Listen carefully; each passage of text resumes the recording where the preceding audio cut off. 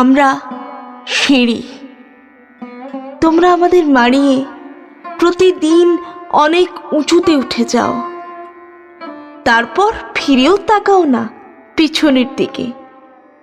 তোমাদের পদধূলি ধন্য আমাদের বুক, পদাঘাতে ক্ষতবিক্ষত হয়ে যায় প্রতিদিন। তোমরাও তা জানো, তাই কার পিঠে মুড়ে রাখতে চাও আমাদের বুকের ক্ষত, ঠেকে রাখতে চাও তোমাদের অত্যাচারের চিহ্নকে, আর চেপে রাখতে চাও পৃথিবীর কাছে তোমাদের গর্ভোত্থত অত্যাচারী পদধ্বনি।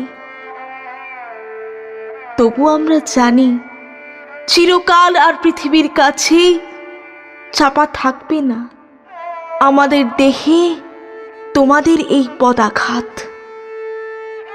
আর সম্রাট হুমায়ুনের মতো একদিন তোমাদেরও হতে পারে পদস্খলন, একদিন তোমাদেরও হতে পারে পদস্খলন।